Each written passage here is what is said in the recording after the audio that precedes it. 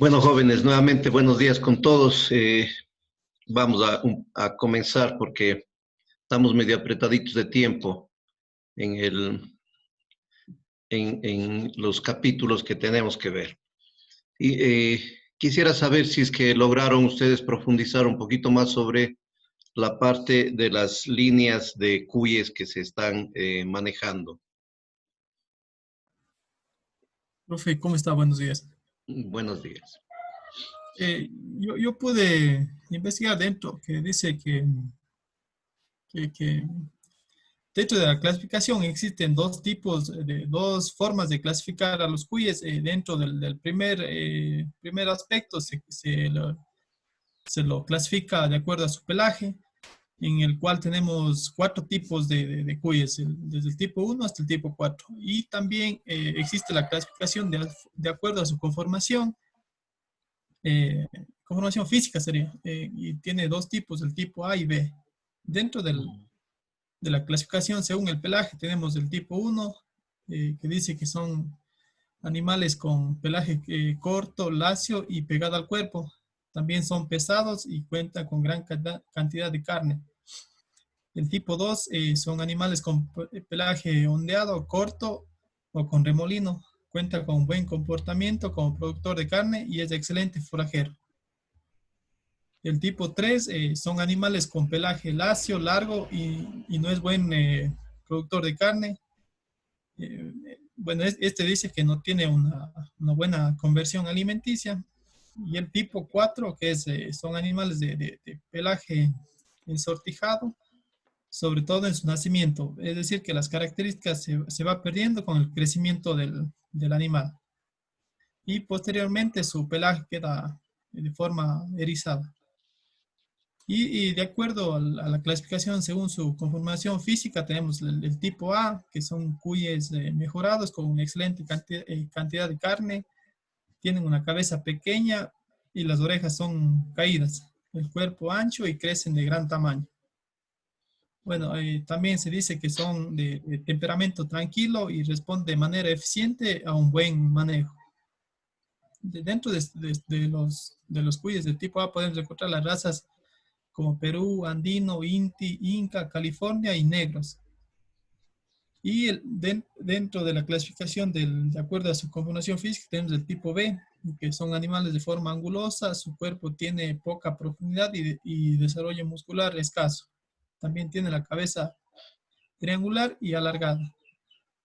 Bueno, se dice también que es un animal nervioso y tiene baja conversión alimenticia. Dentro de los cuyes del tipo B podemos encontrar los cuyes criollos. Muchas gracias. Buena información, Henry. ¿Alguien más que haya encontrado alguna información?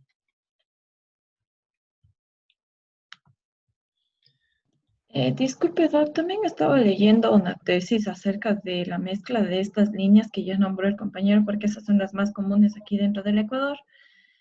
Entonces, lo que decía era de que la selección, o sea, más para reproductores, eran las líneas de Perú, la andina y la inti, que son que tienen, o sea, las mejores características que ya nombró el compañero para ser los reproductores.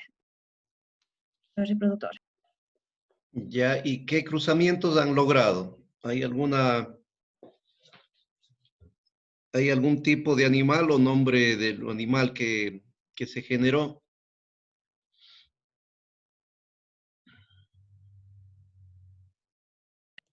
En sí, Doc, o sea, no, no dice como que entre esta mezcla dio este resultado, sino más que nada de los animales, lo que obtuvieron en ciertas características, como son el peso vivo, el largo total, la longitud de la cabeza, el largo de la oreja, el largo de la pata, el ancho de la cabeza y el largo del pelo. O sea, más de Ya. esas características evaluaron más que, o sea, en sí como que una mezcla en general. Ujú. Bueno, gracias, Liz. Bueno, en verdad lo que el compañero nos ha descrito, Henry, eh, es la clasificación general de estos animalitos. No hay todavía un consenso, llamémosle así, en los países andinos y dentro del Perú mismo, que es el país que más ha desarrollado esta explotación, no hay el consenso real de que ya se consiguió establecer razas, ¿sí? Aunque ellos le llaman, ya vamos a ver algunas de ellas, que le consideran como razas. Recuerden ustedes que una raza se define precisamente como aquel grupo de animales que logra replicar en su descendencia algunas características firmes, es decir, no cambian. Ejemplificando en el Holstein negro, por ejemplo. No puede, si yo cruzo un Holstein negro con blanco, entre ellos no me puede salir a mí un Holstein café, ¿sí? Porque si no, no estaría firme esa característica. Entonces, muchos de los autores, ¿no es cierto?, mencionan que todavía en los cuyes tenemos simplemente una formación de líneas de cuyes. Y ahora, zootécnicamente, ¿no es cierto?, más nos interesa la performance que tiene el animalito en producción antes que su apariencia física. Porque con apariencia física no me sirve de nada, no me produce nada, no es un rédito económico, ¿sí? Entonces, más bien me interesa un animal que sea del color, que sea de su conformación, que sea, pero que sea altamente productivo. Y en los cuyes se conserva todavía eso, ¿sí? La predominancia de la producción frente a la apariencia que pueda tener ese cuy. Entonces, ¿no es cierto? Bien decía el compañero, vamos un poquito a ver las láminas, ¿sí?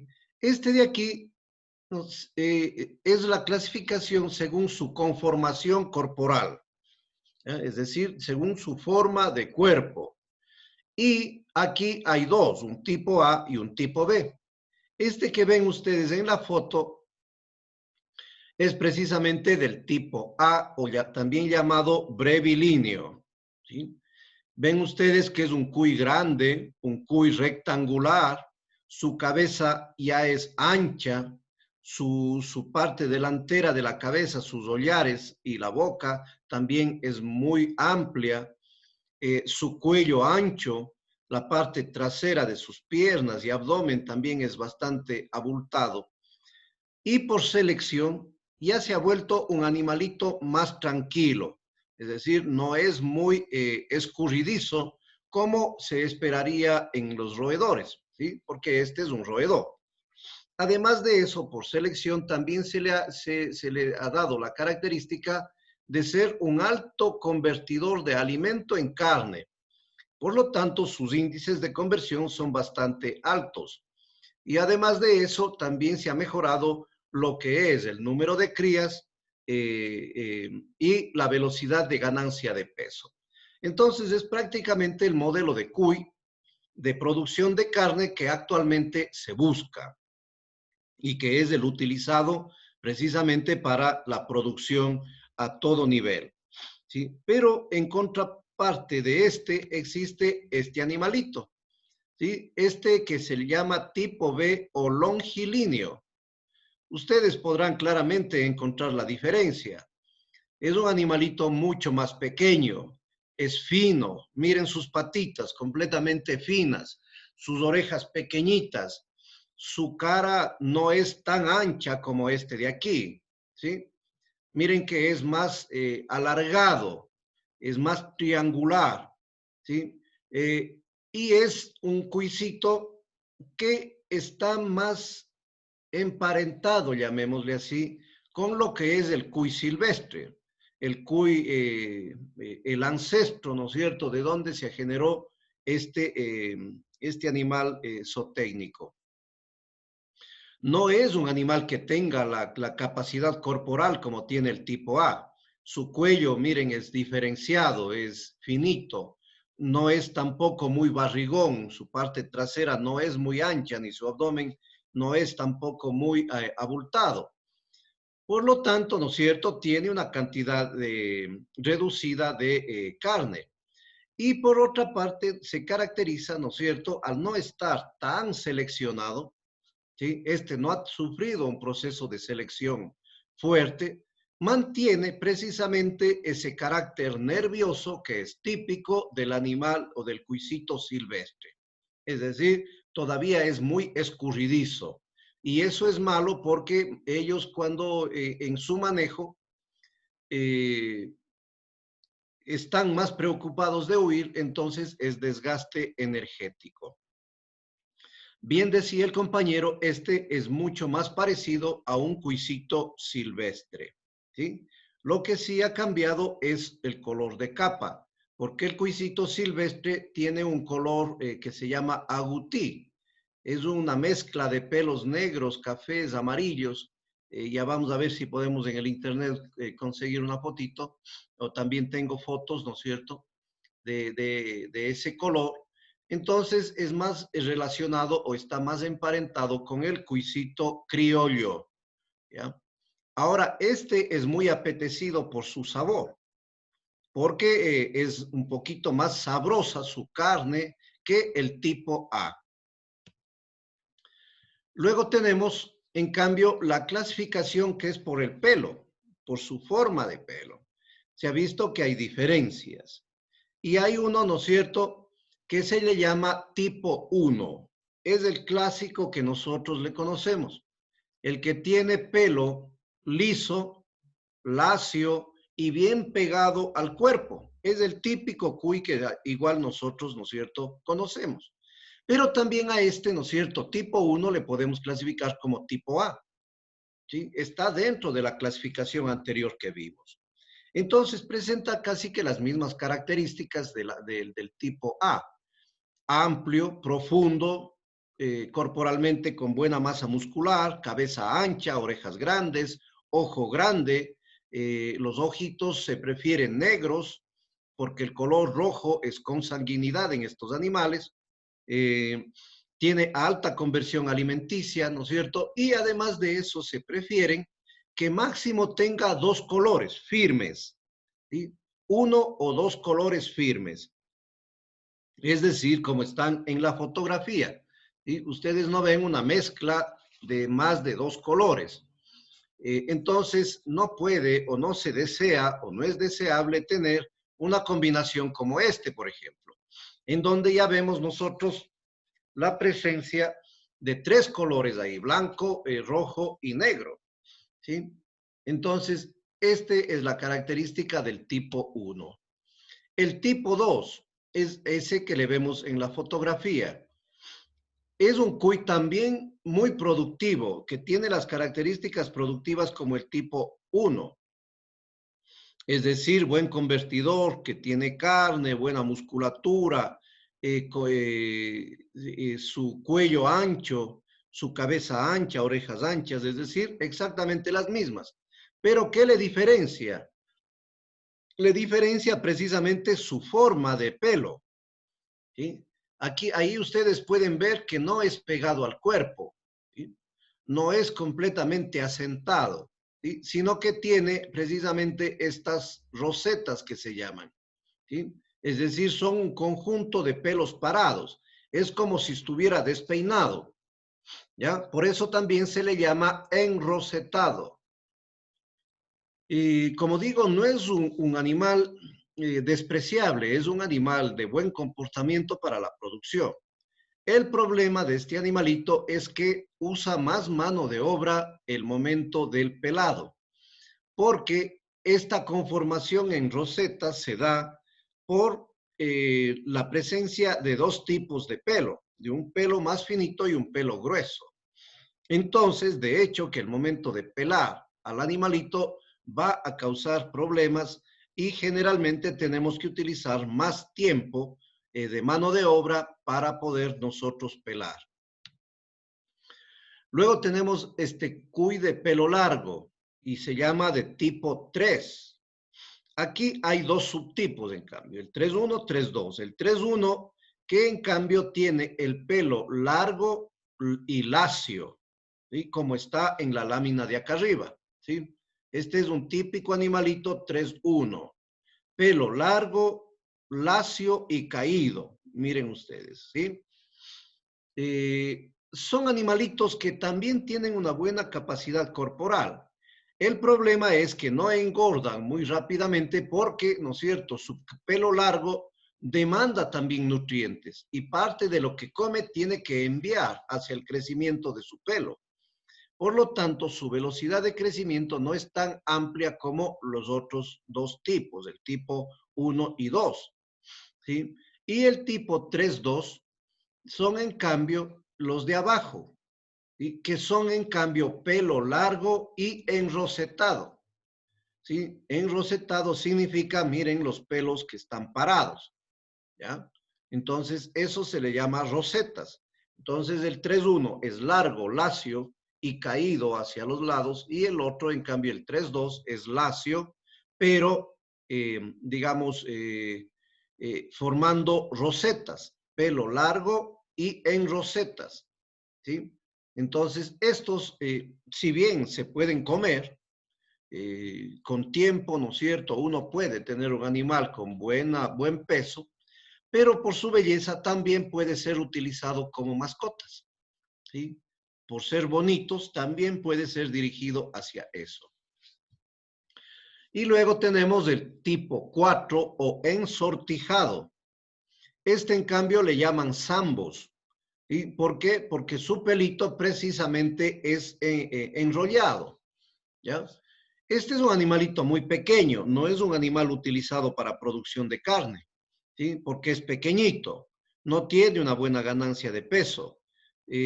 Su cabeza y su conformación corporal no le favorece como para ser considerado un animal de carne. Pero en cambio su sabor es especial, ¿sí? Es decir, es un animalito bastante sabroso. Y el compañero bien decía, porque estos cuando van creciendo, en cambio su pelito, ¿no es cierto?, va en cambio cambiando, ¿sí? Entonces, miren, esa es la clasificación de los animalitos. Ahora, aquí vamos a ver un juego de colores, porque también es útil el momento en el cual estamos nosotros seleccionando líneas de cuyes. No es muy conveniente el hecho de mezclar colores, aunque tampoco está del todo malo. Pero, ¿no es cierto?, tenemos colores firmes. Ahí tenemos un blanco que puede ser de diferente tonalidad, medio yendo al crema o el blanco puro. Luego estos cuisitos amarillos, en cambio, que técnicamente se llaman bayos, ¿sí? Entonces, ahí también hay tonalidades desde el claro hacia el oscuro. Tenemos el alazán, en cambio a este que le conocemos más como rojo, ¿sí? Pero técnicamente es alazán. Tenemos los cuyes negros o violetas, dependiendo de la intensidad del negro que observemos, entonces pueden ser considerados violetas y negros. Los tres anteriores son los más apetecidos en el mercado. ¿Por qué? Porque su piel es blanca, es rosada, ¿sí? No es manchada. En cambio, el cuy negro no es muy apetecido para el consumo, no porque sea feo, sino porque el color negro del pelo se traslada a su piel y por lo tanto cuando pelamos da una apariencia que a muchos no les gusta, porque quedan como lunares, es decir, es una piel teñida, ¿sí?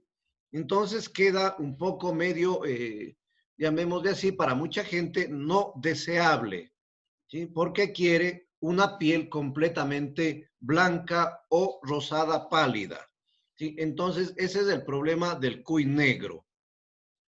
Aunque, como digo, gana también mucho peso, es igual consumible, pero la apariencia que tiene ya en la canal, entonces no le hace que sea muy apetecido. Luego tenemos una mezcla de colores, ¿no es cierto? Cuando se mezcla el moro con el blanco, se da, digamos, cuando se mezcla el blanco con el negro, se da un color que se llama moro. Cuando se mezcla el bayo con el negro, da un color que se llama lobo. Y el alazán con negro, en cambio, da uno que se llama ruano. ¿Okay? Aquí nosotros podemos observar un collage de fotos en donde podemos observar, ¿no es cierto?, algunas variantes de colores que se puedan tener, ¿sí? Y de tipos de cuyes. ¿Sí? Entonces, miren ustedes, de pelo largo, pelo corto, blancos, bayos, alazanes, fajados, que se llaman estos de aquí, ¿no es cierto? Este de acá abajo, el negro con blanco, cuando tienen una franja bien definida de color blanco, se les llama fajados, ¿sí? Miren aquí, ¿no es cierto? Ya es una mezcla de varios colores, negro, bayo y alazán. Entonces, estos animalitos, ¿no es cierto?, pueden tener toda esta variedad de colores. Ahora, técnicamente lo que se busca es que tenga un color firme o máximo una mezcla firme de dos colores. Es decir, deseable, como el blanco que está aquí, que estoy marcando, como este, ¿no es cierto?, bayo que estamos observando aquí, o máximo como este de acá, ¿no es cierto?, que es blanco con bayo, como este de aquí, o este que es bayo con blanco con alazán, ¿sí? Así se prefiere, no se prefiere más allá de eso.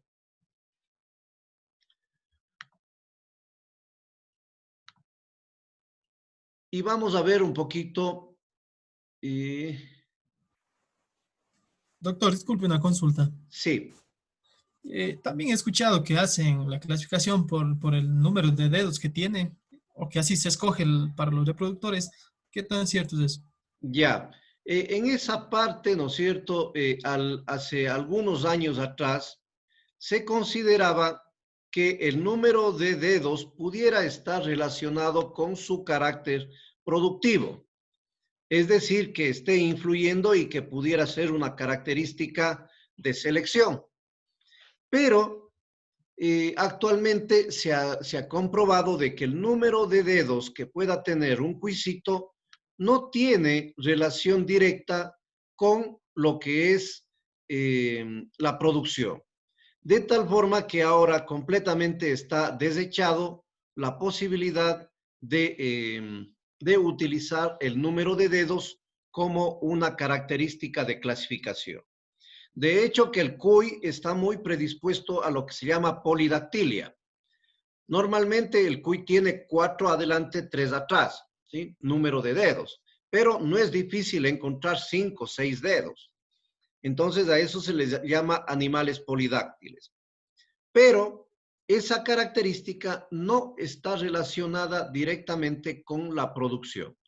Por lo tanto, es indiferente. No puedo yo tomar esa característica como señal de bueno o mal productor de carne. ¿Sí? Gracias, profe. Ya. Ahora vamos a ver, ¿no es cierto?, digamos, esta de aquí son unas laminitas que les va a poder a ustedes también instruir sobre lo que es, en cambio, la visión desde el Perú, ¿sí? Ellos que quieren un poco medio rescatar, ¿no es cierto?, la predominancia de razas, porque ellos han ido seleccionando animales desde mucho tiempo atrás, lo que no ha sucedido en Ecuador ni en Colombia. Entonces, miren, a este animalito de ese tipo le llaman raza Perú.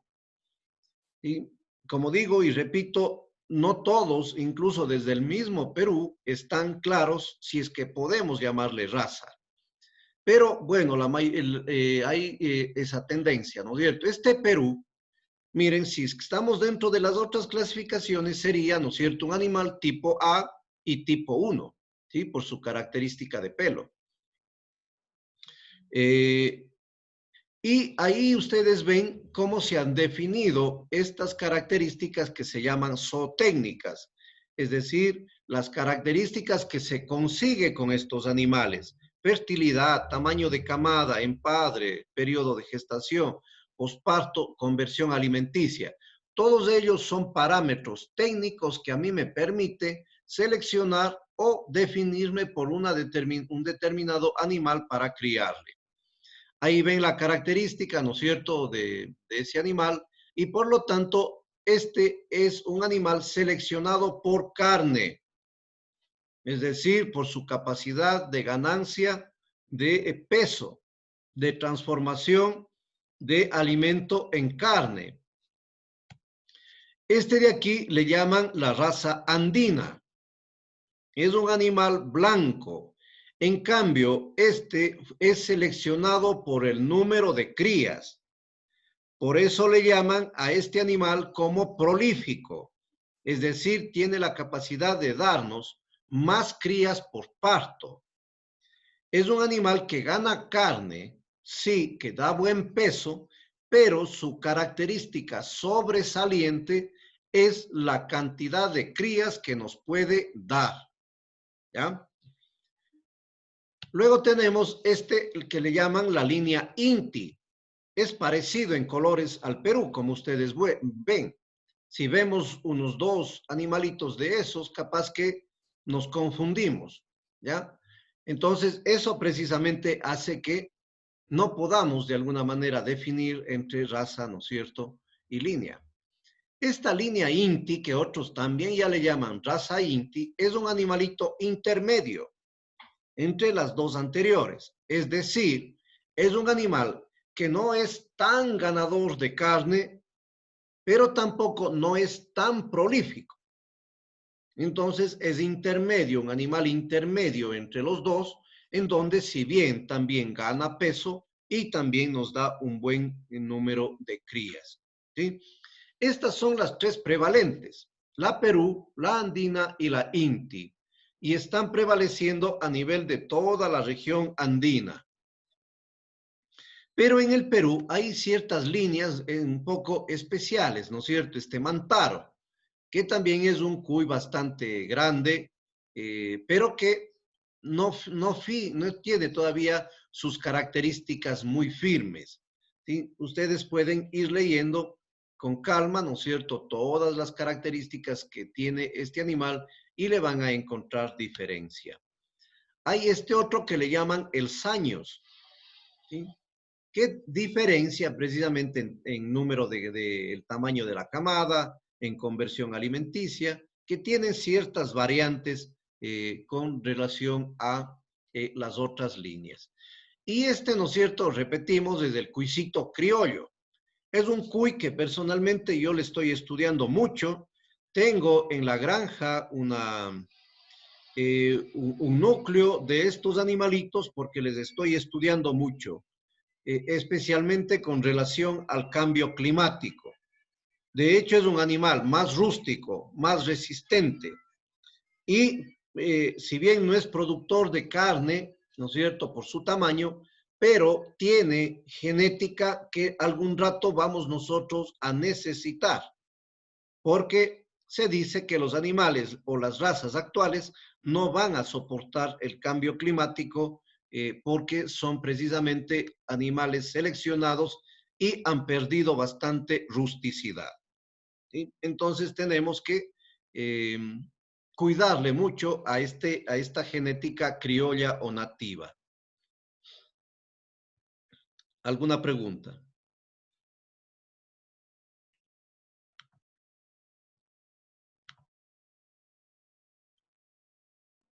Pero en una de las láminas había el rendimiento de carcasa. ¿A qué se Sí, refiere? ya. La carcasa se llama al cuy ya despostado, es decir, ya sacrificado y lavado y quitado las vísceras que no se consumen. La carcasa del cuy está compuesto por el animalito como tal muerto, más hígado y más riñones. ¿Sí? Esa es la denominación de carcasa. Ahora, en relación a qué está el 75%, está en relación al peso vivo del animalito. Cuando le cogemos vivo, le pesamos antes del sacrificio, ¿ya?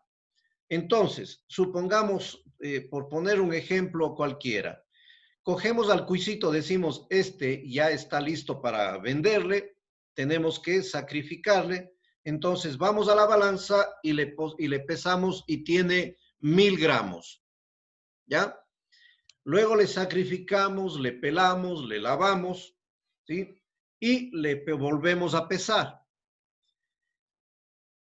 Si ese cuy, ¿no es cierto?, está ya sin contenido intestinal, es decir, sin heces, sin hierba que haya comido, ya le sacamos la sangre, le sacamos el pelo, le sacamos las vísceras que no se consumen regularmente, le volvemos a pesar así ya sacrificado, ese más o menos nos debería pesar 750 gramos, ¿ya? Entonces, eso es lo que se conoce como canal, al animalito ya despostado y lavado, ¿sí? Eso es la canal.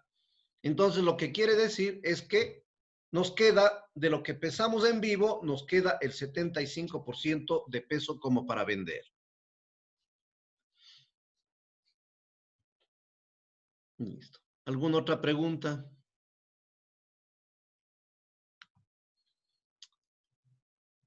Bueno.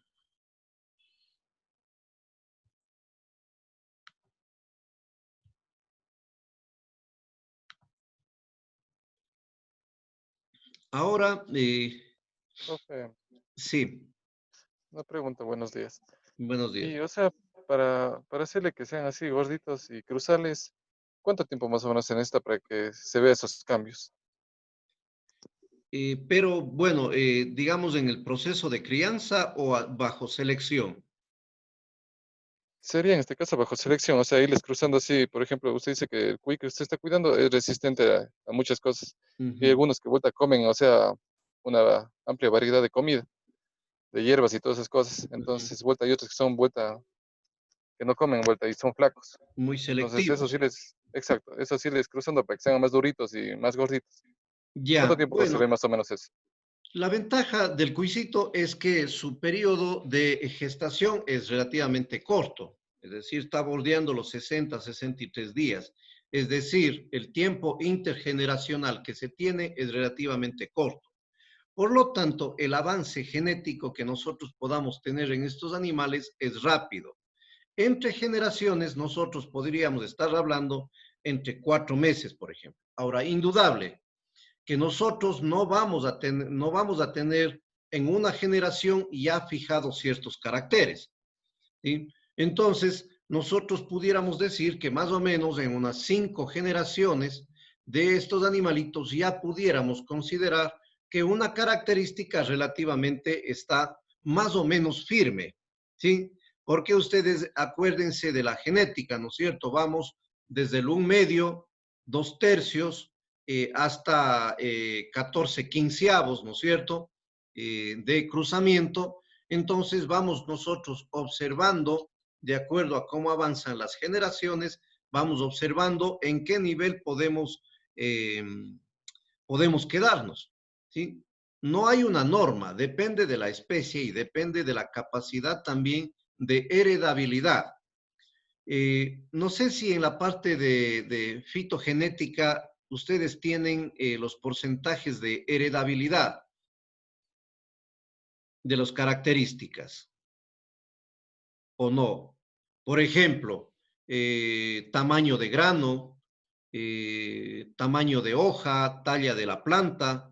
No sé si esos caracteres se heredan a la descendencia al mismo, con la misma facilidad. No sé si en fitogenética ustedes tienen eso.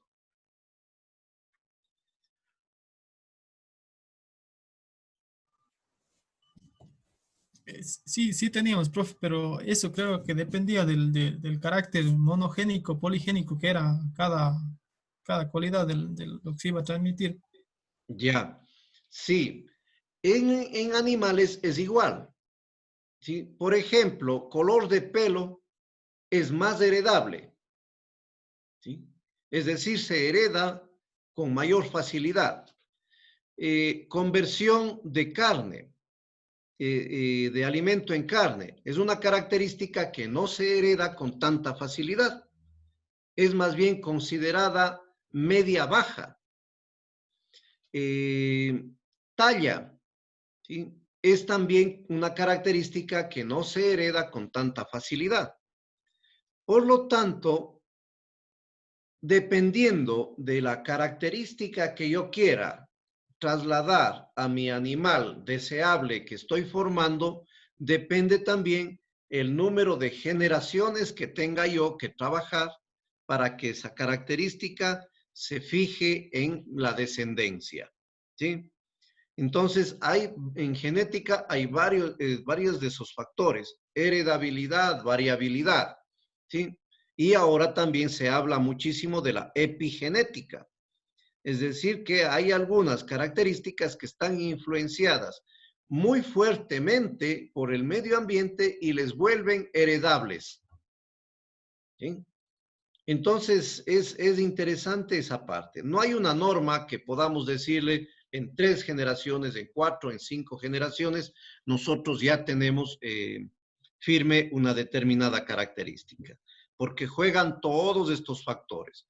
Y nosotros que técnicamente sabemos eso, pero el productor lo que va haciendo es cruzando los animales y viendo cómo va comportándose el animal hasta que dice, sí, ahí me quedo, ¿ya? E intento mantener esas características.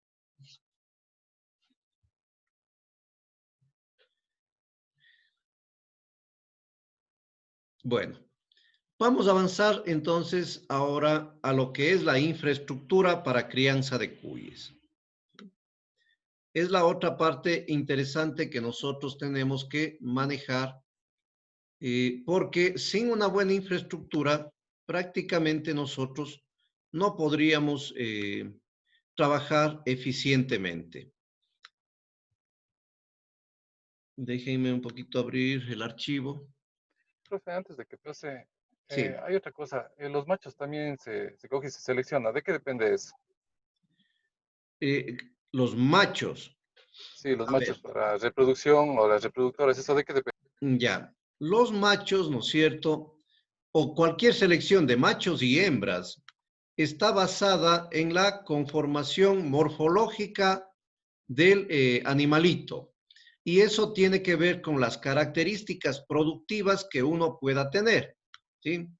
Y les voy a dar un referente. Déjenme solamente buscarle. A ver.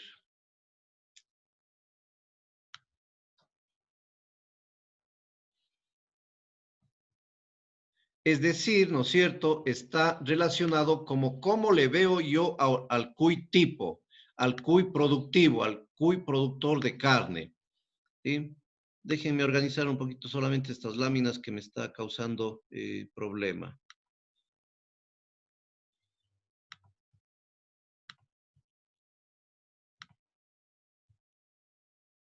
Ya. Entonces, aquí vamos a ver, ¿no es cierto?, unas características productivas, ¿sí?, o morfológicas que tiene este animal.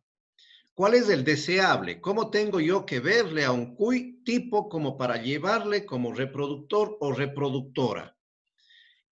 Uno, tengo que ver la cabeza. Esta cabeza de aquí es precisamente el modelo que tendría yo que ver para decirle, sí, este se queda como reproductor o a este animalito le compro. Tiene que ser una cabeza como tal, como está aquí, una cabecita amplia, ¿sí? Es decir, ancha, ¿sí? Es decir, miren ustedes aquí, les voy a marcar, ¿no es cierto? Esto de aquí es ancho. Luego de eso, ya aquí también ya no es puntiagudo, sino que es, ¿no es cierto?, también esta parte ancha. Por lo tanto, me genera una especie de cono, ¿sí? Miren ustedes. Ya. Esa es una de las características que yo tengo que observar. Y también que tenga un ojito grande, ¿sí?, grande y negro, preferible, y también oreja caída y grande. ¿Ya? Eso me está dando una cierta seguridad de que este animal va a ser un buen reproductor. Luego de eso tenemos un cuello. Si tenemos una cabeza bastante ancha, el cuello, ¿sí? Esta parte también tiene que ser ancho. No puede ser fino. Miren ustedes que casi tiene, miren, con el cuello, ¿no es cierto? Casi que forma en esta parte un rectángulo. No podemos nosotros seleccionar un animal que tenga cabeza ancha y cuello angosto, ¿sí? Y si vemos el cuello desde la parte superior, miren ustedes, ¿no es cierto? También que es amplio, ¿ya? Es otra de las cosas que yo tengo que observar. Si tenemos asimismo esa capacidad en cabeza y cuello, por supuesto que el abdomen tiene que ser también, o el tronco, esta parte tiene que ser amplia. ¿Por qué? Porque en cambio, esa refleja un poquito la capacidad de oxigenación. Al ser animales que están ganando peso aceleradamente, entonces la oxigenación tiene que ser mayor. Por lo tanto, la capacidad de los pulmones se prefiere que sean mayor, ¿sí? Y luego de eso, en cambio, tiene que tener un abdomen también muy amplio. ¿Por qué? Porque eso significa que su sistema digestivo puede también acaparar una gran cantidad de alimento y si tiene capacidad para eso, entonces los nutrientes van a ser en mayor cantidad lo que pueda el animalito captar, ¿sí? Entonces, por ejemplo, este animalito que ustedes le ven en este gráfico puede ser considerado un animalito modelo para yo seleccionar.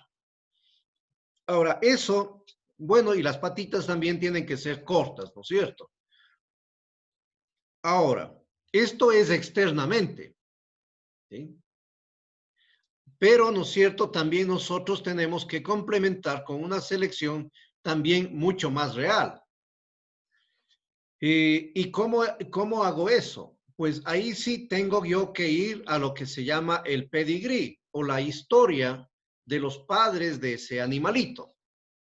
Entonces, hay características de selección en donde, por ejemplo, yo no elijo reproductores ni reproductoras que hayan sido hijos únicos.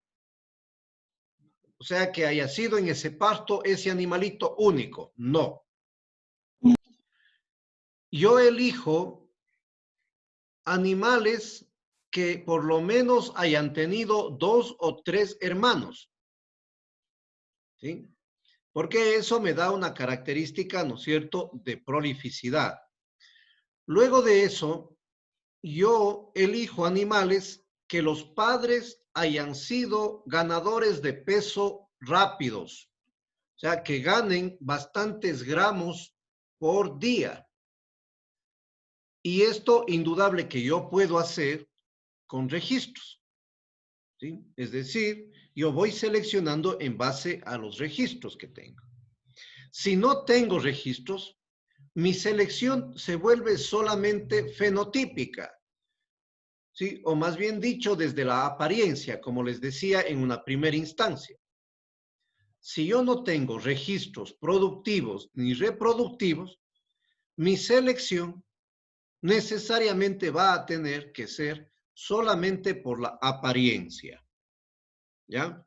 Pero si yo cuento con registros reproductivos y productivos, entonces yo puedo decir, a ver, de esta camada se quedan todos, ¿por qué? Porque tienen una buena conformación, son 3 hermanos, ¿ya? La madre y el padre fueron ganadores de peso acelerado y por lo tanto esa es la generación que yo quiero, ¿sí? Entonces, un poquito por ahí va la selección de reproductores.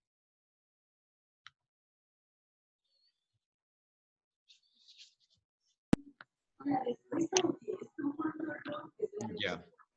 Bueno, ¿alguna otra pregunta? Profe, Sí, María Fernanda. Disculpe una pregunta. ¿El valor nutricional de la carne puede variar según las razas o esto no tiene nada que ver? No, el sabor, la calidad de carne como tal no tiene mayor variabilidad. Se mantiene. Indudable que hay pequeñitas variaciones, pero que no son representativas en esa característica de calidad de carne. Mantienen todas ellas, ¿sí?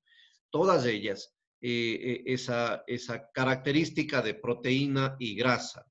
Lo que sí cambia un poquito es el sabor, ¿sí? De acuerdo al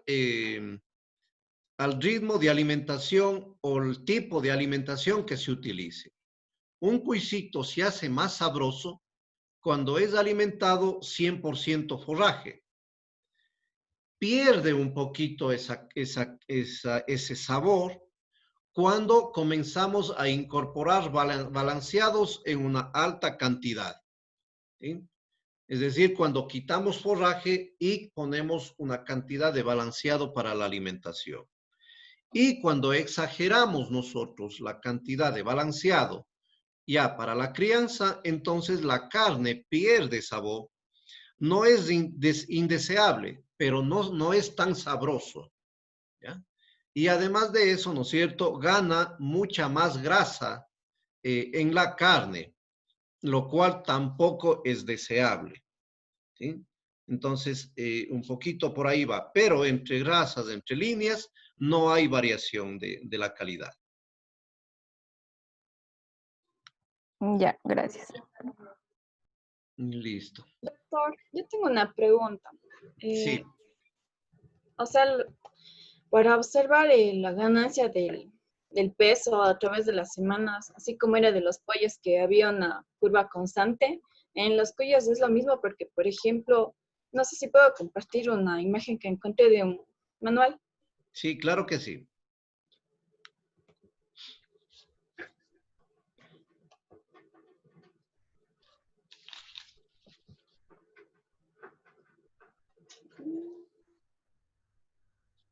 No sé si se ve ahí. Sí, sí se observa. Ya aquí, bueno, esta imagen, aquí está mostrando que, o sea, obviamente el cuy mejorado tiene mayor ganancia de peso durante 13 semanas, o sea, comparando con una cruza entre un cuy mejorado con un criollo y un criollo. Entonces, esa era mi pregunta, si había una curva así para ver si está bien o no. No, las curvas en esta especie, las curvas un poquito va determinando uno mismo. No hay un modelo como había en los pollos, ¿no es cierto?, que nos decía la línea COP 500, esta es la curva que nosotros tendríamos que cuidar, ¿ya? Es la curva modelo. En este caso, nosotros en cada uno de los galpones vamos formando nuestra curva promedio. Es decir, yo diría que es propia de cada galpón, ¿sí? Y esa curva a nosotros nos permite ir también en base a la selección, ir diciendo si vamos mejorando o no, o nos mantenemos en esa ganancia de peso. Se supone que si yo voy haciendo selección de animales paulatinamente, esa curva debería irme mejorando, ¿sí? Es decir, debería ir creciendo más aceleradamente. Y precisamente la lámina que usted pone aquí, nos comparte, ¿no es cierto?, nos dice eso.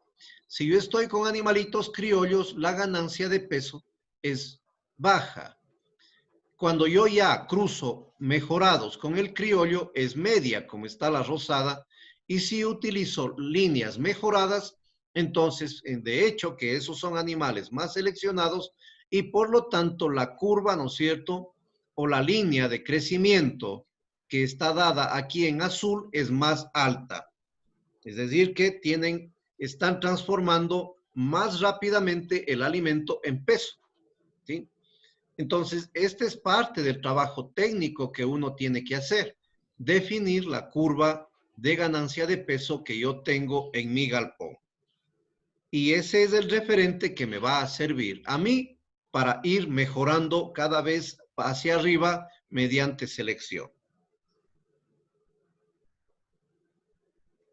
Muchas gracias, doctor. Ya.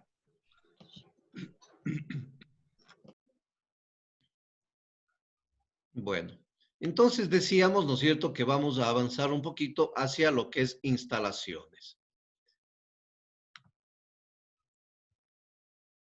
Bueno, esta parte ya observamos tranquilamente cuando vimos la instalación de los galpones de pollos. No vamos a repetir porque tiene los mismos principios, ¿no es cierto?, en donde tenemos que considerar el tipo de crianza, si es que es una crianza familiar, una familiar comercial o comercial.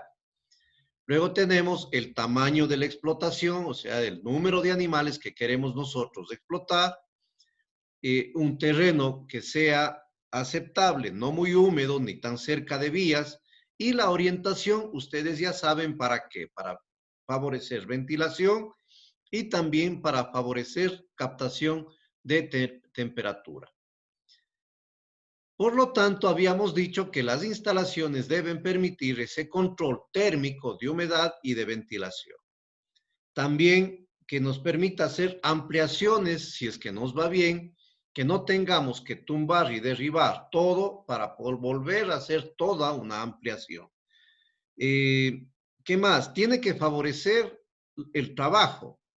Porque, ¿no es cierto?, a veces vemos galpones que los caminos o los pasillos son tan chiquitos que uno tiene que irse montando en las jaulas o en las pozas para poder llegar y revisar las últimas. Entonces, una consideración fundamental es el hecho de que nosotros tenemos que ver la construcción también desde la facilidad de trabajo que uno como criador puede hacer. Abaratar costos y también la iluminación. Tenemos que romper la idea de que el cuisito, por ser roedor, prefiere la oscuridad, porque la crianza tradicional emula al cuisito con los otros roedores.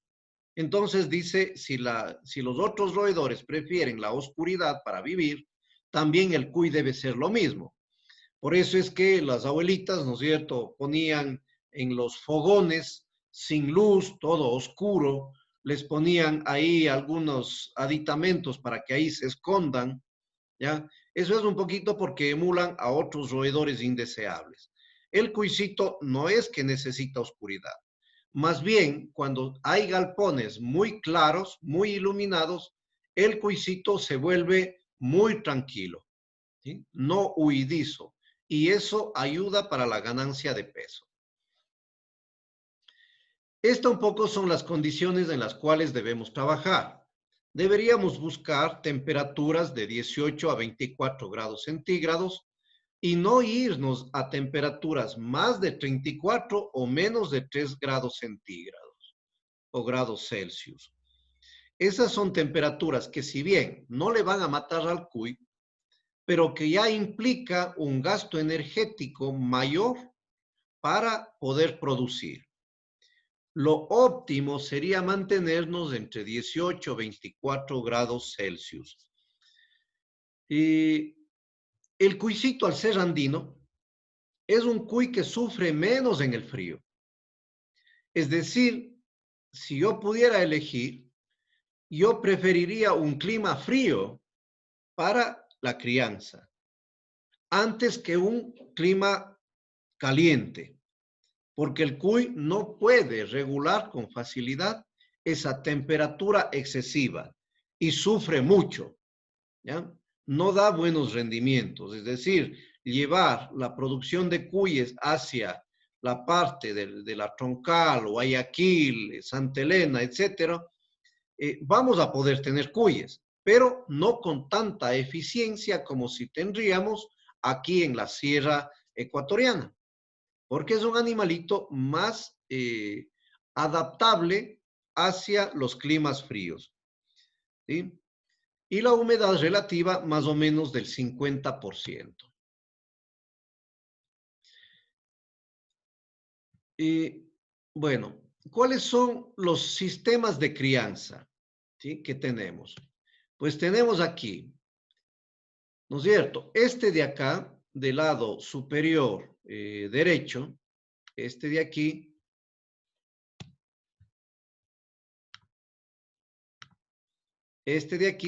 que es el más común y que se llama crianza de posas al piso. Son simplemente separaciones que se han hecho, ¿sí?, con diferente material, que puede ser madera, caña o adúa, bloque, ladrillo, dependiendo de la inversión. Entonces simplemente están asentadas en el piso y que generalmente se prefiere que sea en un piso encementado, sin querer decir que podamos nosotros tener estos animalitos en tierra apisonada, ¿sí? Es decir, bien compactada.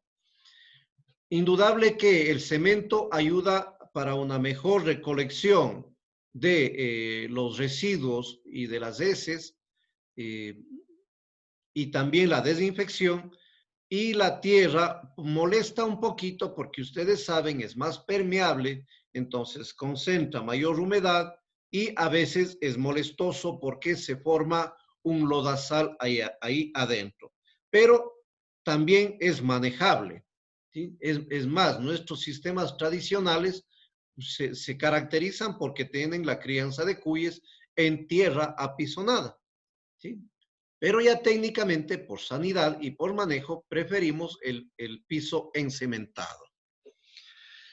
Y luego tenemos el otro sistema que tenemos aquí al lado, ¿ya? Este, en cambio, se llama jaulas elevadas, ¿sí? Miren, aquí hay una mezcla entre jaulitas y también tenemos aquí una posa al piso, porque también puede ser mixto, ¿ya? Estas jaulitas tienen la ventaja porque de alguna manera sanitariamente el animalito está en mejores condiciones. Al menos personalmente en mi experiencia, por ejemplo, parásitos externos como piojos, etcétera, yo casi que en jaulas no tengo.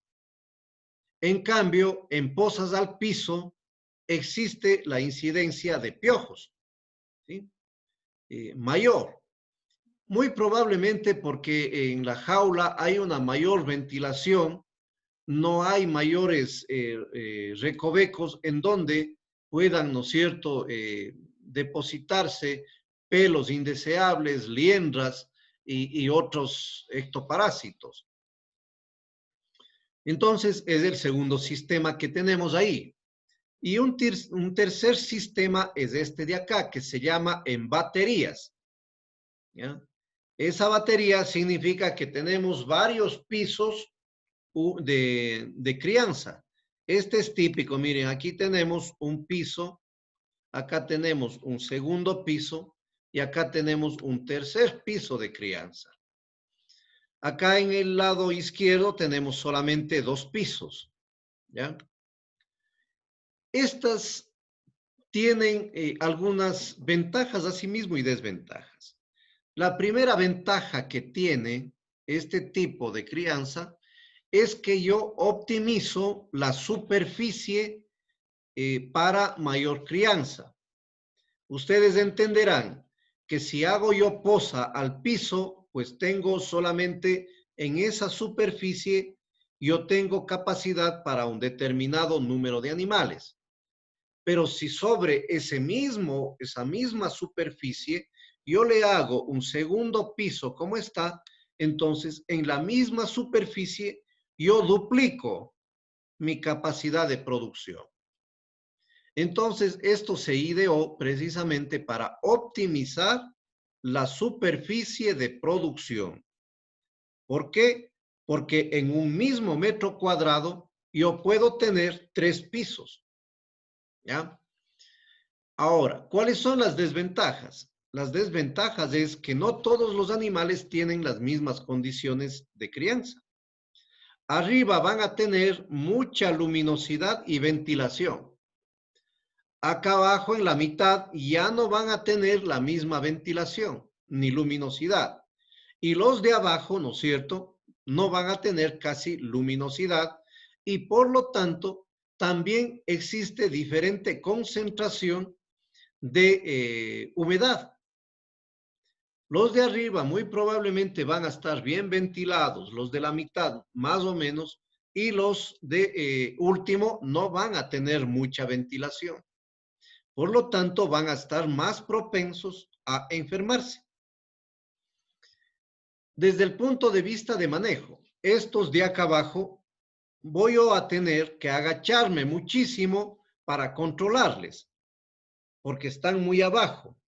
No tengo facilidad de observación. Y si quiero cogerles para revisarles o lo que sea, voy a tener que trabajar más. En el piso intermedio, quizás que trabajo menos, porque están a mi altura y yo puedo cogerles y verles y observarles tranquilamente. Y los que están más altos, definitivamente aquí voy a tener que tener una escalera. No les puedo observar con facilidad. No puedo hacer, ¿no es cierto?, el cuidado de manera eficiente.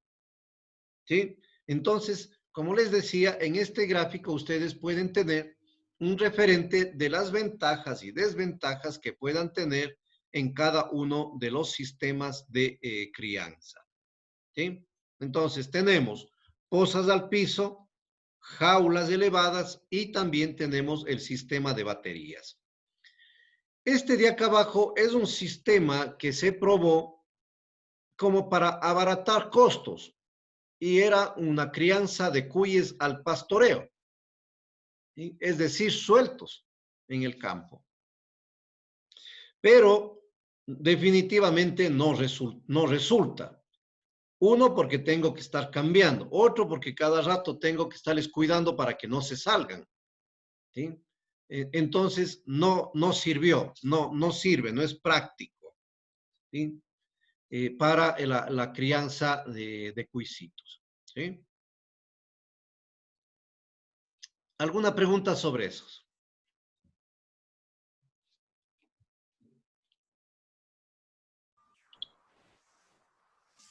Profe, disculpe, entonces no necesariamente hay que poner ningún, bueno, yo he visto acá en el campo que le ponen unas tejas hacia los lados para que se escondan. No es necesario. No es necesario. Más bien, ese tipo de costumbre lo que hace es exacerbar el nerviosismo del cuy. Es decir, siempre va a estar buscando una madriguera, ¿sí? Entonces, él va a acostumbrarse a esconderse, ¿sí? Porque su etología, su ancestro hacía eso. Se esconde no en madrigueras, pero se esconde entre las ramas, entre los pastizales, ¿sí? Entonces, más bien cuando utilizamos tejas o vasijas rotas o tablitas, eso más bien estamos un poquito acostumbrándole al cuisito a que sea verdaderamente nervioso. En cambio, cuando no tiene dónde esconderse, ¿no es cierto? Como que se acostumbra siempre a la presencia humana y por lo tanto disminuye el carácter nervioso del animalito.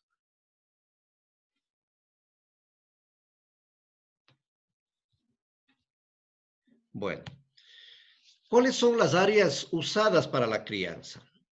Generalmente hay los tipos de pozas, porque no todas deberían ser iguales, aunque desde mi punto de vista práctico, yo la mayoría de veces me manejo con un solo tipo de pozas, especialmente en la crianza tradicional.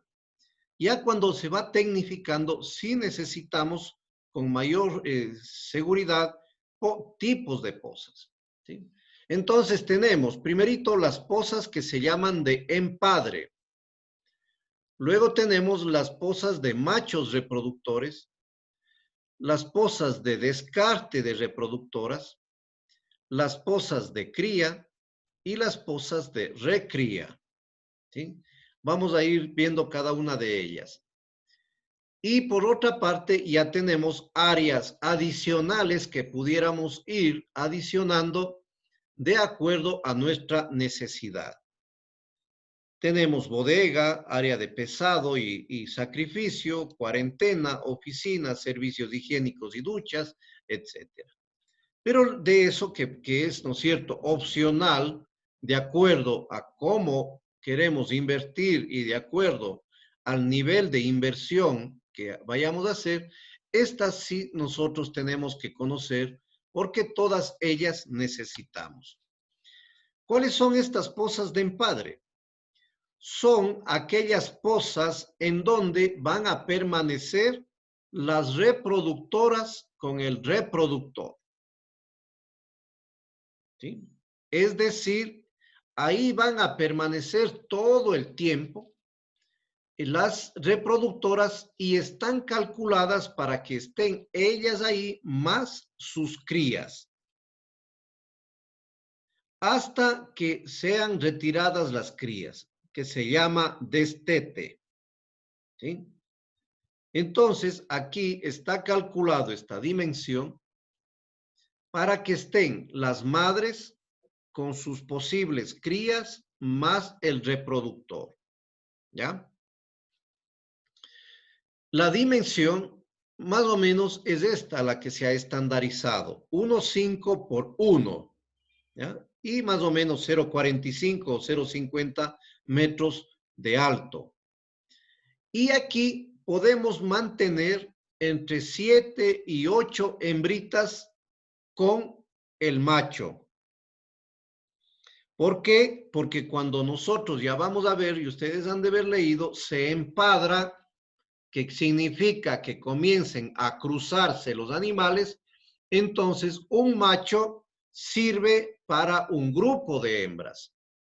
Y generalmente, si hacemos el empadre continuo, entonces el macho va a permanecer siempre con esas hembras. ¿Ya? Y esto es importante que tienen que memorizar. Estas jaulitas deben ser por lo menos la tercera parte del plantel. ¿Sí? Es decir, si tengo 10 jaulas, por lo menos 3 o 4 deberían ser para empadre. Es decir, para reproducción. ¿Sí? Luego tenemos las pozas de machos reproductores. Estos animalitos, los machos, son muy peleones. ¿Sí? Son muy peleones porque son dominantes. Es decir, siempre va el animalito a querer ser dominante. Porque en la naturaleza, la dominancia le da la capacidad de reproducirse y de perpetuar su linaje. ¿Sí? Entonces, por eso es que, además de eso, son gregarios que se llaman. Es decir, viven en sociedad, viven en núcleos, estos en la naturaleza. Entonces, a estos animalitos no se les puede criar juntos, porque se matan, se muerden, se lastiman. Imposible los machos reproductores unirles. ¿Sí? Entonces, para estos, nosotros necesitamos jaulas individuales. Y por lo tanto son más pequeñas. Normalmente, ¿no es cierto?, está 0,5 por 1. ¿Ya? Entonces, ahí cabe un solo animalito. ¿Ya? Esas son las de machos reproductores. Luego tenemos las pozas de descarte de hembras reproductoras. ¿Cuáles son las hembras descartadas? Hay algunas hembritas que ya se vuelven viejas, que estaban dándonos crías, pero ya se vuelven viejas y ya nos dan poquitas crías, ya no como al inicio, o ya se enferman, ya no son productivas. Por lo tanto, nosotros a esas hembritas tenemos que sacarles para comernos o para venderles o para sacrificarles. Entonces, a estas se les da unas semanitas un alimento especial para que se engorden un poquito y puedan ser vendidas a un buen precio. Entonces, entre hembritas son menos peleonas, aunque también se pelean. ¿Sí? Entonces, aquí nosotros podemos tener una poza grande, ¿no es cierto?, de 3x2 y podemos aquí tener unos 30 animales. no es una posa muy común. Yo personalmente no utilizo mucho este tipo de posa, pero que pudiera ser una alternativa. ¿Sí? Luego tenemos las posas de cría. Estas posas de cría, en cambio, son aquellas que se van a utilizar para ponerle los cuisitos que fueron destetados. Es decir, ya separados de la mamá. Y en estas posas van a permanecer hasta que tengan un mes de edad. ¿Por qué les he puesto 2, 4 semanas? Porque depende de la edad del destete. Ya vamos a ver el destete, podemos hacerlos, es decir, la separación de las crías de la mamá, podemos hacer a los 14 días, a los 21 días, ¿no es cierto? Que dependiendo de las condiciones que tenga de crianza. ¿Sí?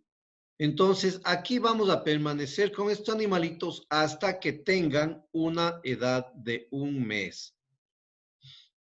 ¿Sí? Ahora, este es un dato interesante. Por cada posa de empadre, deberíamos tener 2 posas de cría. ¿Por qué? Porque estas posas de cría van a recoger todas las crías que tengan las cuisitas en las posas de empadre. ¿Sí? Es decir, ya entenderemos que potencialmente por cada hembrita podemos tener unos 3, 4 animalitos. Entonces, de hecho, que tiene que ampliarse el número de posas dependiendo de las posas que tengamos de reproducción. Y como todavía son animalitos pequeñitos, entonces podemos tenerles unos 25 animales. ¿Ya? Y la dimensión es de 1.5 metros cuadrados. ¿Sí? 1.5 por 1. Luego tenemos las posas de recría. ¿Sí? Estas posas de recría, en cambio, están dirigidas para los cuisitos que tienen desde el mes de edad hasta que tienen 3 meses en donde se les vende o se les pasa a reproducción. ¿Sí?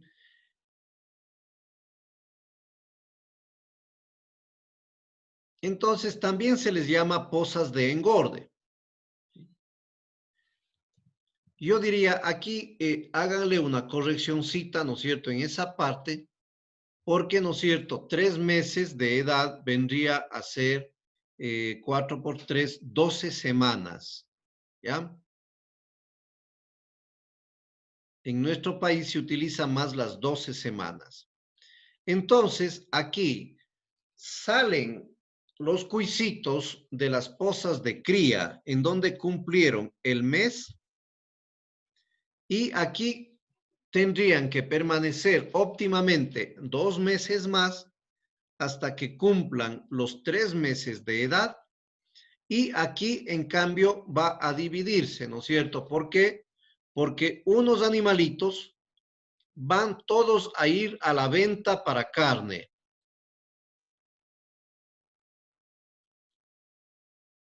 ¿Ya? Y hay otros animalitos, en cambio, que van a quedarse en la granja porque estas van a ser los reemplazos. ¿Sí? Van a ser los reemplazos de las hembritas reproductoras que ya son viejas o enfermas y hay que mandarles hacia la venta. ¿Sí? Estos también, ¿no es cierto? Podemos tenerle 5 por 1 y aquí podemos tener unos 10 machos castrados o un grupo de 15 hembritas en ese espacio. ¿Ya?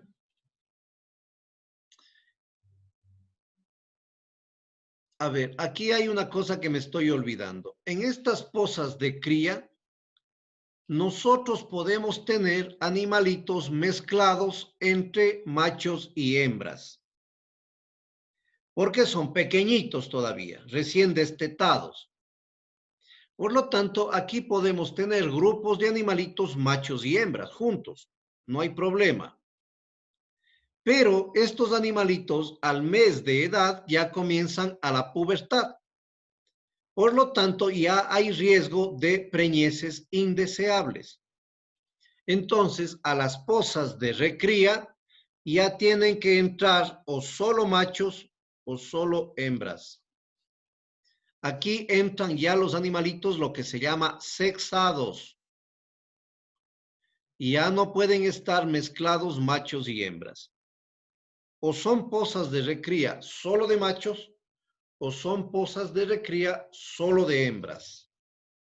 Porque si no, ya corremos el riesgo de tener preñeces tempranas indeseables.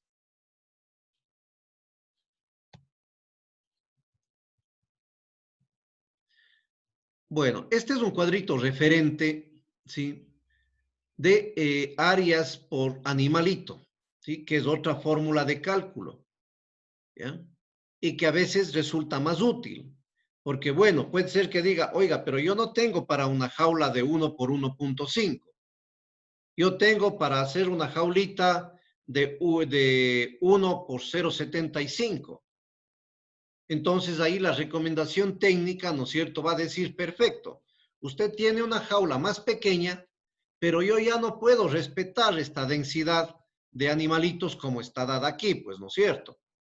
¿Sí? Yo ya no puedo decir, perfecto, haga nomás una jaulita más pequeña, pero siga poniendo 10 machos. No, porque va a resultar estrecho. Eso se llama densidad poblacional de los animales. Entonces, para eso nos sirve acá, ¿no es cierto? Porque miren que en Bolivia se utiliza 0.25 metros cuadrados por animal para empadre. Entonces, si yo quiero tener 4 animalitos en las pozas de empadre, yo simplemente multiplico esto por 4 y puedo tener la dimensión de la jaula, ¿sí? Porque los espacios, especialmente en la crianza tradicional, nosotros debemos adaptar la jaula a ese espacio, ¿sí? Porque no son galpones técnicamente construidos, a veces son cuartos adaptados. Entonces yo tengo que adaptarme al cuarto. No es lo mismo que cuando a mí me llaman a instalar un galpón de cuyes para 2000 cuyes, donde yo adapto el espacio para una jaula determinada, ¿sí? Entonces, para eso nos sirve. Y miren, aquí, ¿no es cierto?, está para empadre, diferentes dimensiones, para recría o para engorde, ¿sí? Entonces, para eso nos sirve a nosotros esta tablita. ¿Alguna pregunta hasta ahí?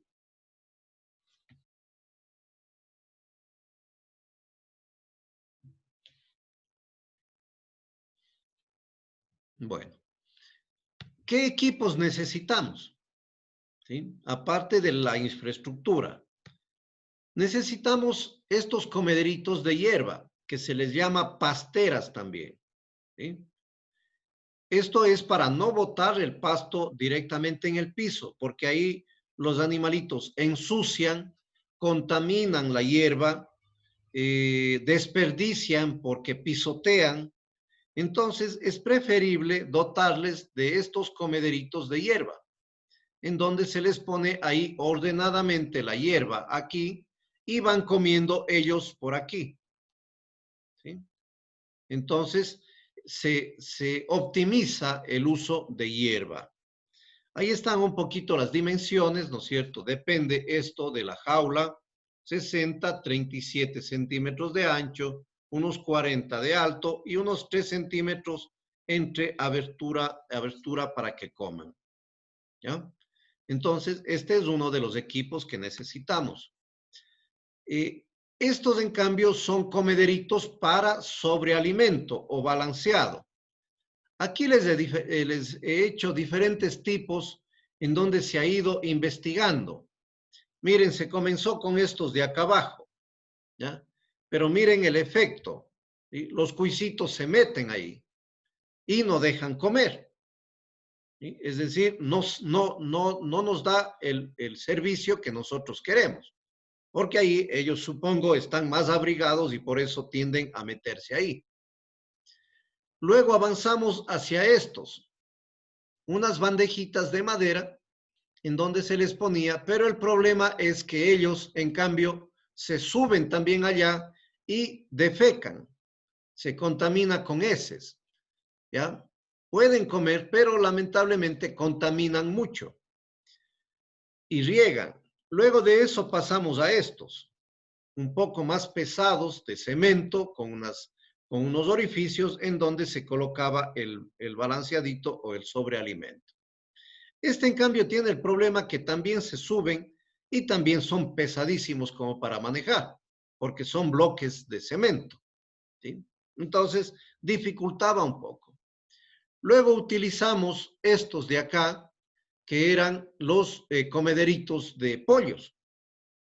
El problema de estos, si bien son útiles, pero esta parte de aquí es muy ancho.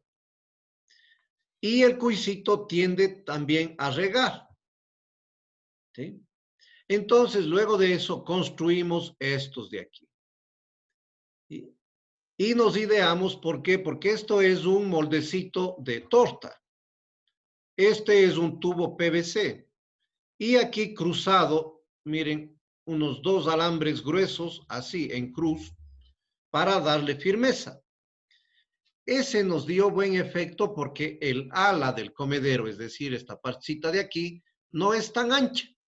Por lo tanto, el cuisito mete justo ahí la boquita y come y no hay desperdicio, ¿sí? Esos son unos muy útiles que se han hecho. Aquí hay otros modelos, ¿no es cierto? Miren, aquí precisamente está en el de pollo. Miren a este cuisito de aquí. Prácticamente está adentro del comedero, ¿sí? Y eso es desperdicio. En cambio, estos de aquí no le permiten entrar a los cuisitos. Hay estos otros lineales que también son útiles, pero por facilidad de manejo, de llenado, tampoco no se adaptan muy bien, ¿sí? Eso en cuanto a comederos. En cuanto a bebederos, ya aquí tenemos, ¿no es cierto?, a este cuisito que está tomando agua. Y eso nosotros tenemos que romper la idea de que el cuy no toma agua.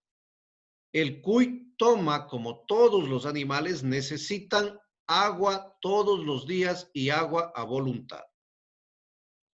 Por lo tanto, es mentira de que el cuy no tome agua, ¿sí? Es más, cuando no tiene agua de bebida, disminuye sus índices de producción, ¿sí? Entonces, aquí tenemos bebederos, las jaulitas, que es un aditamento. Esto, ¿no es cierto?, que ya vimos en avicultura, que es el rodapiés o pediluvio, ¿sí?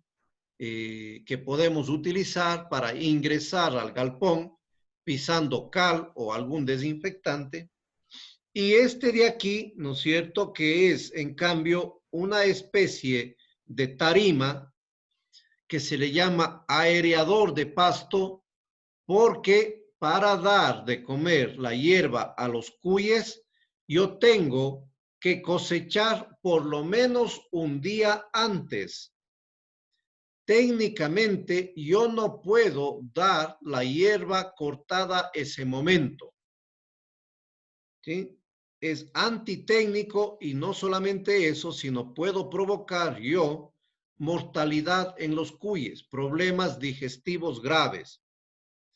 Entonces, técnicamente se recomienda que yo corte hoy día la hierba para dar mañana. Por lo tanto, la norma es que yo corte esa hierba un día antes de usar.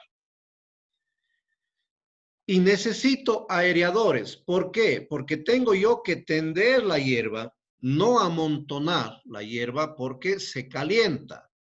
Comienza el proceso de putrefacción y eso genera calor.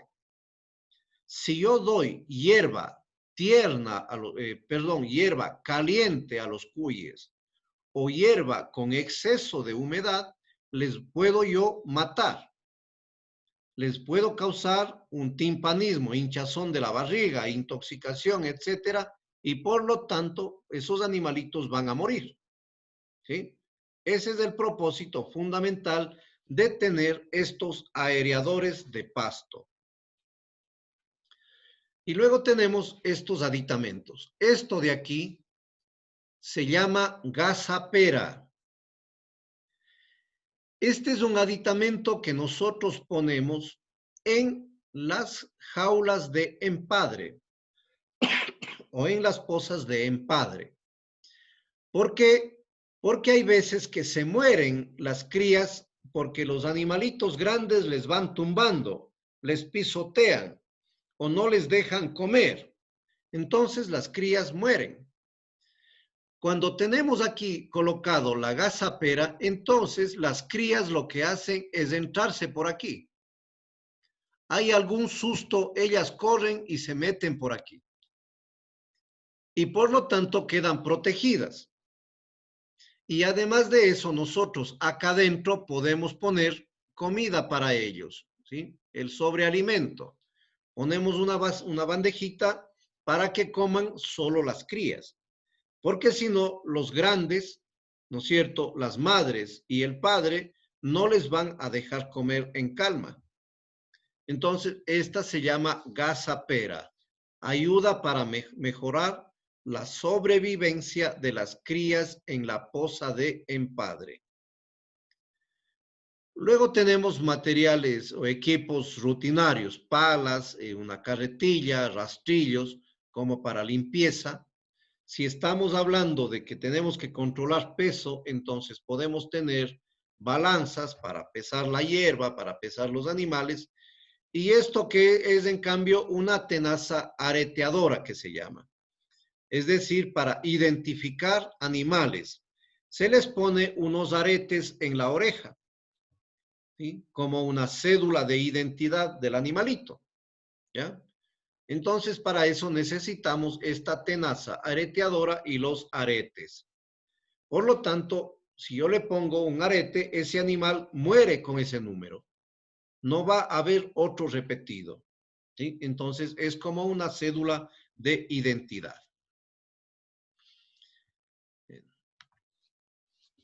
¿Alguna pregunta?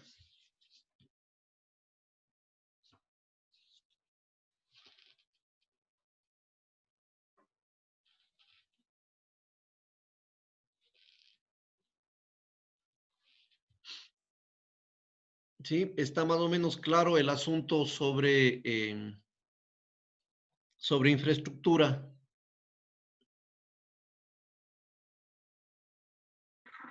Sí, profe. ¿Sí? Ya. Bueno.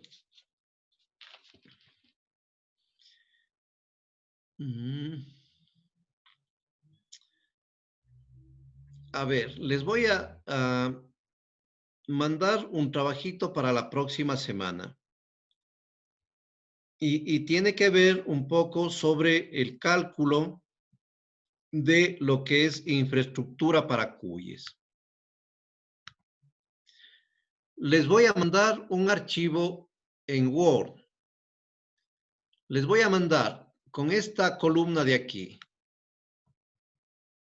¿Sí? ¿Sí están viendo el archivo? ¿Sí? ¿Sí? Sí, sí. Ya. Les voy a mandar con este archivo de aquí, con estas dos columnas y también con estas dos columnas. Con esta de aquí. ¿Ya? ¿Cuál va a ser el trabajo de ustedes? Estos son los datos técnicos que me van a servir para contestarme estos requerimientos. ¿Sí? Es decir, con esto de acá, yo voy a tener que descifrar ¿Cómo saqué estos resultados? ¿Ya? ¿Cómo me salió el 11,4, el 20.360, etcétera, etcétera? ¿Sí? ¿Cómo calculé esto?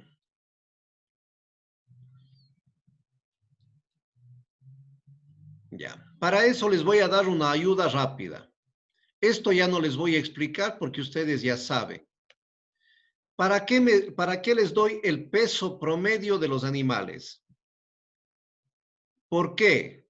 Porque normalmente el consumo de forraje está dado por porcentaje de peso vivo. ¿Sí? Es decir, para yo saber cuánto consume este animalito, yo tengo que sacar el 26% del peso vivo. Y el peso vivo es este de acá, peso promedio de los animales, de 1200. ¿Sí? Entonces, para saber yo cuánto come este animalito, saco el 26% del peso vivo. ¿Ya? Anótense esto. Un cuy en materia seca, consume del 5 al 8% de su peso vivo. Y en materia verde, consume del 10 al 30% del peso vivo.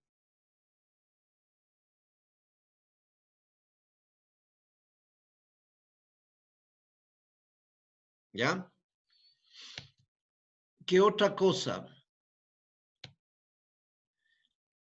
Esta relación macho y hembra, eso significa que en la jaula voy a poner yo 8 hembras con un macho.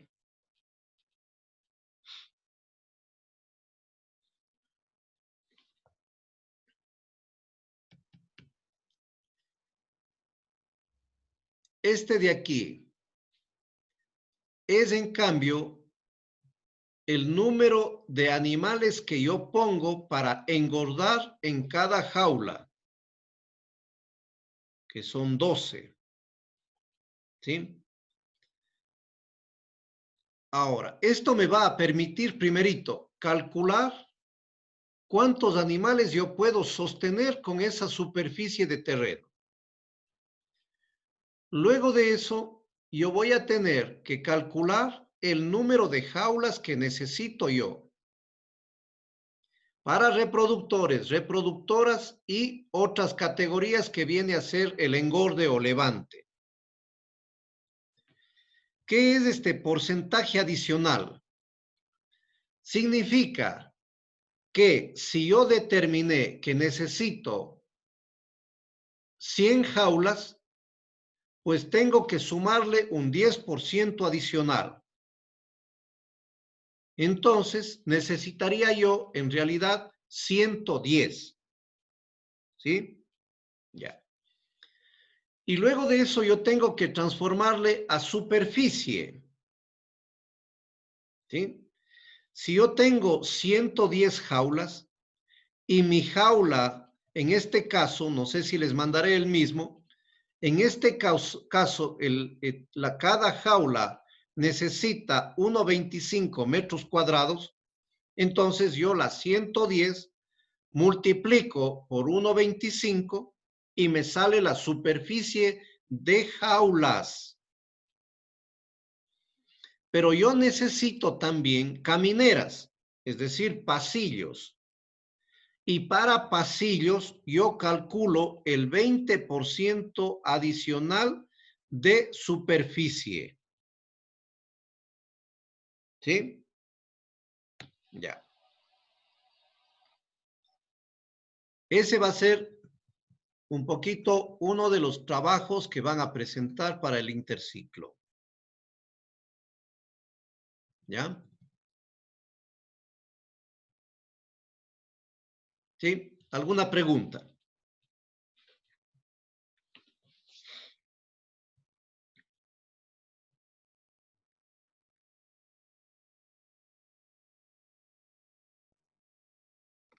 ¿Algún dato que no le entiendan? Profe, o sea, de la superficie total es 12.000 metros cuadrados ¿Sí? y Ese es, y de eso hay que sacar un 20% de los pasillos. no. El 12.000 es la superficie de pasto. Lo que aumentamos del 20% es a la superficie de galpón. En resumen, ustedes tienen que calcular la capacidad receptiva de ese potrero, ¿sí? Es decir, cuántos animales pueden sostener ustedes con esa superficie. 2, tienen que calcular cuántas jaulas necesitan tener para esos animales. 3, si yo ya tengo el número de jaulas, tengo que calcular qué tamaño de galpón tengo que construir.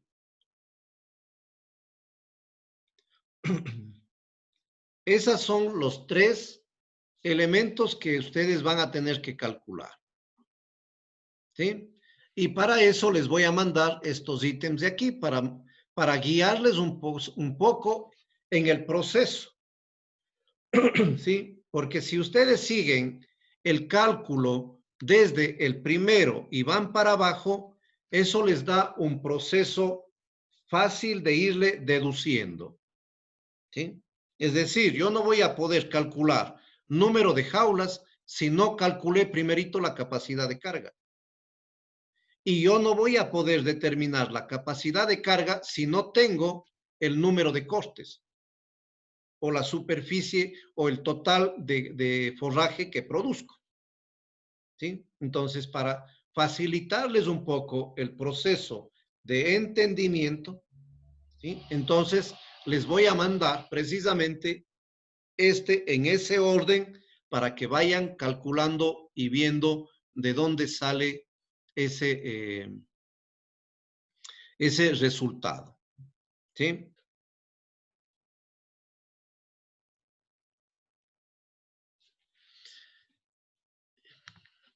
¿Alguna pregunta?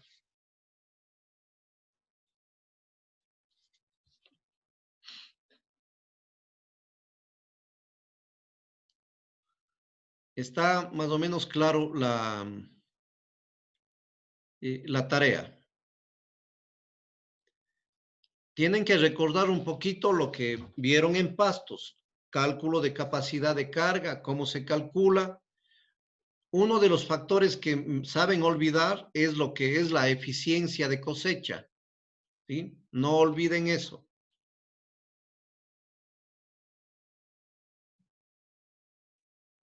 ¿Sí? La eficiencia de cosecha precisamente es lo que yo tengo efectivamente de uso. Es decir, si yo quiero utilizar efectivamente 85 kilos de forraje en la alimentación, yo tengo que proveer 100. ¿Por qué? Porque mi eficiencia de cosecha es de 85%. Y el 15% se me fue en desperdicio. Regué en el camino, no recogí todo en el campo, los animales no comen todo, ¿sí? Eso tienen que tenerle muy clarito, ¿ya? Porque si no, no les va a salir los números, ¿sí? ¿Por qué? Porque yo, para que los animales y para yo poder utilizar efectivamente 85 kilos, ¿sí? Yo tengo que cosechar 100. En caso de que la eficiencia de cosecha sea 85%. Si les pongo la eficiencia de cosecha del 70%, eso significa que yo, para que utilicen los animales efectivamente 70 kilos, pues yo tengo que dotar 100. ¿Sí? Eso recuerden un poquito en lo que es en lo que estudiaron en pastos y forrajes. ¿Ya? Si es que hay dudas en el camino, recuerden, me pueden hacer una llamadita o algún mensaje a la medida de las posibilidades. Doctor, disculpe, tenemos clases y ya nos está esperando el profe. Está dando clases el otro profe. Bueno, no hay problema. El que quiere retirarse puede retirarse. Y si son todos, también, no hay problema. Simplemente estoy auxiliándoles en la tarea. De ahí no tengo yo ningún problema. ¿Sí? Entonces, chicos, si es que no hay alguna otra pregunta, listo, podemos despedirnos, ¿sí?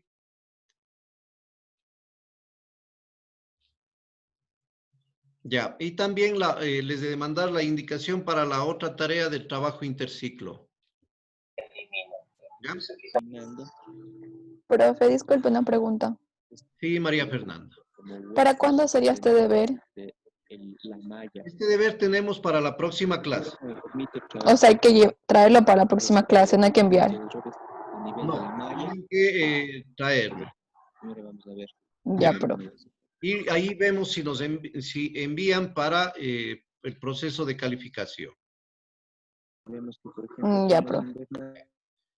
Profe, otra pregunta, disculpe. Sí, Priscila. Usted nos va a dar el rendimiento del pasto, nosotros tenemos que poner aleatoriamente. De No, yo cualquier. les voy a dar los datos que están ahí en el ejercicio. Les voy a proveer los datos para el cálculo y las respuestas que ustedes tienen que alcanzar. ¿Sí? Yo quiero que ustedes deduzcan esa respuesta. ¿De dónde salió? ¿Qué multiplicaron? ¿Sí?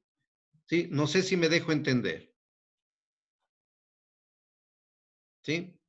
Ya. Quiero que deduzcan. Si acá está la producción de 20,000 toneladas al año, pues yo quiero que ustedes investiguen de dónde salió ese número, con los datos que están puestos acá.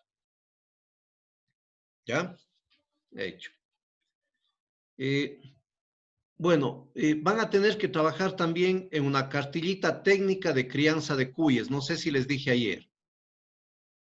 ¿Sí? Sí, nos dijo, profe. Ah, ya. Entonces está bien. Bueno, chicos, entonces quedemos así. No olviden de registrar la salida y nos estaríamos viendo la próxima semana. Y si hay alguna pregunta, pueden tranquilamente hacerme en estos días. ¿Ya? Entonces, que estén bien.